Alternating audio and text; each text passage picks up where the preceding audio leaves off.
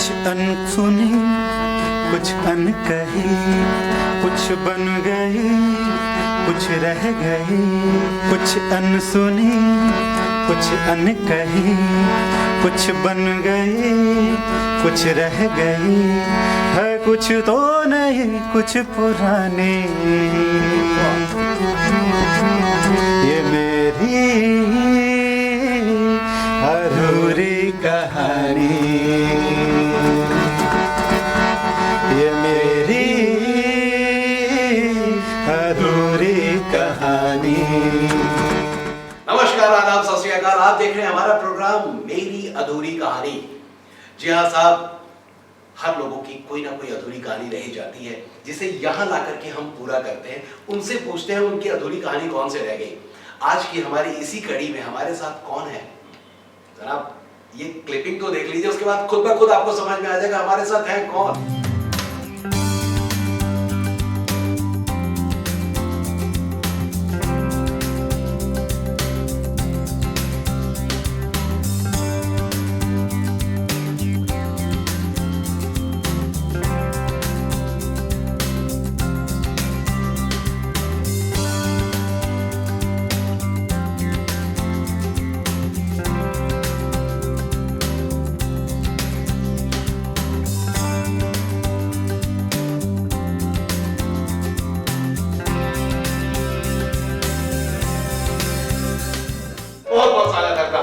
मेरी अधूरी कहानी में अमूमन आपको हम लोगों ने जहाँ देखा है, अभी क्लिपिंग में भी हमने देखा, सिर्फ सेलिब्रिटीज के ही साथ आपके इंटरव्यूज होते हैं। आज आप इस सेलिब्रिटी की कुर्सी पर बैठे हुए, आपको क्या फील हो रहा है? सबसे पहले तो मैं आपके प्रेस्टीजियस शो मेरी अधूरी कहानी के जो है बुलाने के लिए आपका शुक्रिया हूँ। Thank you sir. मुझे जैसे लोग को नाचीज को आमंत्रित किया गया। Thank you. और मैं कई इंटरव्यू कलाकारों को इंटरव्यू दिया अपने करियर के दौरान, और लेकिन इतना नर्वस हूँ ये मैं नहीं बता सकता हूँ कि हॉट सीट पर मेरा इंटरव्यू करें, बिहार का इतना बड़ा पर्सनालिटी हमारा इंटरव्यू कर रहा है। अरे नहीं सर, आप थोड़ा सा एक खुशी भी है और थोड़ा सा नर्वस भी महसूस कर रहा है। नहीं सर, नर्वस बिल्कुल नहीं हुई, क्योंकि आप बड़ी प्यारी प्यारी बातें करेंगे और आपकी जो आम जिंदगी में घटना घटित हुई है हम सिर्फ उनके ऊपर बात करेंगे। आपके कोई छुपे हुए राज हम जानने की कोशिश नहीं करेंगे। तो सर, जितने लोगों का आपने आज तक इंटरव्यू लिया होगा, उम्र कितने होंगे, कितने लोगों का इंटरव्यू लिया होगा? करियर का तो हो गया 1 दशक से ऊपर हो गया। अच्छा। तो करीब 200 से 300 लोगों का इंटरव्यू लिया है अभी तक। फिल्म पर्सनालिटी का ही हम इंटरव्यू करते हैं। जी जी जी। 200 से ऊपर लोग का हो चुके हैं। तो सर, कभी उन पर्सनालिटी को देख करके ऐसा दिल में ख्वाहिश नहीं आई कि काश मैं भी कोई पर्सनालिटी होता जो मेरा इंटरव्यू ले रहे? तो पर्सनालिटी बनने का तो शौक सबको रहता है। जी जी। लेकिन वो समय पर्सनालिटी बनाता है, और हमारा भी ख्वाब है कि हम लोग भी पर्सनालिटी के रूप में जी आए। क्या बात है सर, हमारी कोशिश रहेगी कि आप खुद पर्सनालिटी हैं, आपको ये फील नहीं है आप कितनी बड़ी पर्सनालिटी, वो जो जितने आर्टिस्ट वर्ग के लोग हैं उनको मालूम है आप कितनी बड़ी पर्सनालिटी है सर। सर, हमेशा कलाकारों के बीच में घिरे रहे, उनका इंटरव्यू लेते रहे, उनसे रूबरू होते रहे। कभी ऐसा दिल में ख्याल आया कि मैं भी उस सुनहरे पर्दे पे दिखता? एक इस पर कहना चाहेंगे, हर पिक्चर देख के सोचा मैं भी एक्टर बन जाऊं। हीरोइन को गुस्सा आया, हीरोइन से टकराया, हम यारों का यार दे दनादन।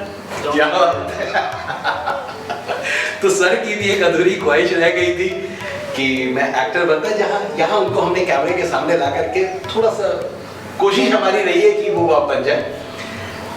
सर, इनफैक्ट अगर बचपन से देखा जाए तो आप अभी मीडिया क्षेत्र में, माँ पिताजी आपके क्या चाहते थे, क्या उनके क्या सपने थे आपके प्रति, क्या बनाना चाहते थे आपको? हमारे पिताजी पीडब्ल्यूडी में स्टूडियो थे जी, और हमारा घर में जो है ऐसा सोच है कि इंजीनियर का बेटा इंजीनियर बनता है। अरे ठीक है, तो हमारा बड़ा भाई भी इंजीनियर है, छोटा भाई भी इंजीनियर है। तो बड़ा भाई जब इंजीनियर बना हो तो पिताजी हमारा कहे कि तो अब तुम्हारा नंबर आ गया। अच्छा। ठीक है, तो सबसे पहले हमारा तो ऐसा गाइड, हमारा बड़ा भाई हमारा मेंटर रहा है जी। तो वहाँ से औरंगाबाद में जब वो जवाहरलाल इंजीनियरिंग कॉलेज से इंजीनियरिंग कर रहा था, तो पास आउट करके वो हमसे 2-3 साल बड़ा है, तो वहाँ पर हमारा कंपटीशन वगैरह तैयार करके सब करा दिया।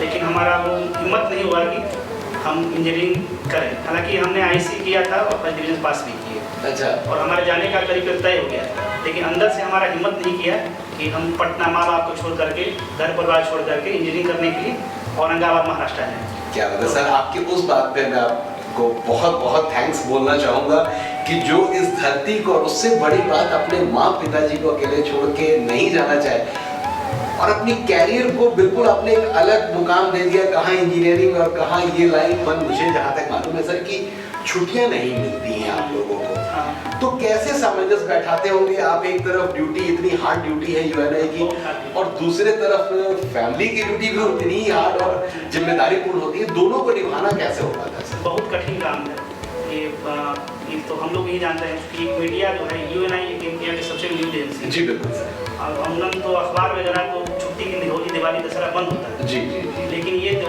हम लोग का जो ऑर्गेनाइजेशन है वो कभी बंद ही नहीं हुआ। 56 साल के सर ऊपर हो गया अभी तक यूएनआई को आए हुए, ये कभी आज तक बंद नहीं हुआ। चूँकि हमारे लोग से जो सब्सक्राइबर लोग जुड़े हुए हैं, जैसे कि दूरदर्शन और रेडियो, ये बहुत बड़ा सब्सक्राइबर है।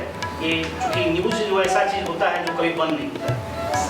तो यूएनआई का सबसे इम्पोर्टेंट सब्सक्राइबर जो प्रसार भारती, शुक्ला का दूरदर्शन रेडियो, उसको को खबर देना जरूरी रहता है। इसके हिसाब से हम लोग का ऑफिस कभी बंद नहीं होता है। सर, अब तक आपने जितने इंटरव्यू लिए होंगे, कौन सा ऐसा खास इंटरव्यू रहा होगा आपके लिए जो अब तक आपको याद होगा कि वाकई में बड़ा मजेदार इंटरव्यू? हाल में जो है हम इंटरव्यू किए थे असीम बजाज बहुत बड़े छायाकार हैं। जी। लीना यादव जो है, जो पार्ट्स बनाई थी, उनका हस्बैंड है जी। उनके हस्बैंड के रूप में उनको हम लोग नहीं जानते, उनको अपने आप में बहुत बड़ी शख्सियत है। अभी बोधिसत्व फिल्म फेस्टिवल में वो आए थे असीम बजाज, उनका बहुत सारा पिक्चर जो है उनको अवार्ड मिला गया है, उनको कैमरा मैन के रूप में लोग जानता है, सिनेमा के रूप में। तो उनका ख्वाब था कि वो एक्टर बनना। अच्छा। उनका परवरिश ऐसा हुआ कि उनके बारे में लोग जो सोचे ऐसा कि कैसे बनेगा, उनको भी जो था, उनके पिताजी भी बहुत बड़े महान इंसान थे। तो वो बताते हैं कि अपने पिता को पाने के लिए वो रंगमंच से, तो उनका जिंदगी का कहानी हमको मतलब कि ये लगा, और आज अपने आप को उसका पेश कर दिए कि अपना पिता की उसको उनका कहानी सुन करके दिल को छुआ। तो सर, आपकी भी कहानी तो कुछ कम नहीं है कि आपने इंजीनियर का ख्वाब देखा और उसको छोड़ करके माँ पिताजी और इस बिहार की धरती के लिए आप पटना में रह गए। तो सर, कभी ये फील हुआ कि अगर मैं पटना से बाहर निकल के जाता तो एक अलग मुकाम पे होता? ये बात सही, क्योंकि पटना, राजधानी पटना में एक्सपोजर का उतना संभावना नहीं। फिल्म का जहाँ माया नगरी मुंबई जो बोलता है, सब लोग पटना से भी जितना कलाकार हुए हैं, सुशांत सिंह राजपूत, शेखर सुमन, शत्रुघ्न सिन्हा, सब लोग पटना के ही हैं। उन्होंने अपना मतलब जो मुकाम हासिल किया है मुंबई जाए। तो हालांकि एक बताया भी कि घर का परवरिश मतलब ऐसा रहा, माता पिता का ये रहा। तो हमारे यहाँ बड़े भाई भी थे, तो वो चले गए। तो एक घर में कुछ ऐसा होना चाहिए था कि घर को देख सके। आपकी लाइफ की कौन सी अधूरी कहानी रह गई जो आप हमारे यहाँ जितने हमारे जो स्टूडेंट बैठे हुए हैं, जो दर्शक आपको देख रहे हैं, उनको बताना चाहेंगे? तो कहना चाहेंगे कि प्रीत जहाँ की रीत सदा, मैं गीत वहाँ के गाता हूँ, बिहार का रहने वाला हूँ, बिहार की बात सुनाता हूँ। क्या बात है सर, बहुत बहुत सर। आप गाना भी गाते हैं सर? हल्का फल्का तो गाना तो किसी को भी गाना चाहिए जी। तो एक हम लोग को एक ऐसा मंच मिला है, आप लोगों ने दिया है, शिवात्या फिल्म के इंस्टीट्यूट। जनरली क्या होता था कि बिहार में इस तरह का मंच नहीं दिया गया। सारे लोग जो है एक अपने सपने को साकार करने के लिए माया नगरी मुंबई जाते हैं। मुंबई में जाने में चले तो जाते हैं, लेकिन वहाँ संघर्ष करना, वहाँ पर करना, चूँकि बहुत बड़ा एक्टिंग, फिल्म शूट वगैरह सब जो है बहुत महंगा है। तो एक ऐसा आप अपने मंच तैयार किया है पटना में, और यहाँ पर भी जो है कम पैसा में, और कैसे कई कलाकार शत्रुघ्न सिन्हा, शेखर सुमन, सुशांत सिंह राजपूत बन सकता है, आपका इंस्टीट्यूट जो है वो कर रहा है। इसलिए सबसे पहले आप लोग को ये, आपको संगीतानंद जी को, आपको एक बिहार की धरती जो है आप लोग को नमस्कार करती है, साधुवाद देती है कि आपने एक बिहार के लिए एक ऐसा मंच तैयार करा है जिसमें यहाँ तक बिहार में जो छुपा हुआ प्रतिभा है उसको कम खर्च में एक ऐसा मंच आप तैयार कर रहे हैं कि लोग अपना प्रतिभा को वैश्विक मंच तक ले आ सकते हैं। Thank you sir, thank you sir. आपके दिल में क्या ख्वाहिश है सर बिहार को लेकर? बिहार को लेकर के, बिहार के एक तो होता है एक बिहारी 100 पर भारी। सबसे पहले तो ये है जी। हमारा है नारा है, एक बिहारी 1000 पर भारी, लाख पर भारी। क्या बात है सर? ठीक है, हमारा एक है हमारा बिहार जय बिहार, इसको थीम पर चल रहे हैं। बिहार में प्रतिभा की कमी नहीं है, एक अवसर मिलने का जरूरी होता है। प्रतिभा सब में, उसको कैसे किस तरह से पेश किया जाता है कलाकार को जो है, एक हम लोग बोलते भी हैं कलाकार को स्टार को सुपरस्टार मीडिया में, तो मीडिया का महत्वपूर्ण योगदान होना चाहिए किसी चीज़ के लिए। कलाकार बहुत होते हैं, उसको उसके बारे में, छोटे कलाकार के बारे में उसी तरह से लिखना चाहिए जितना बड़ा कलाकार है।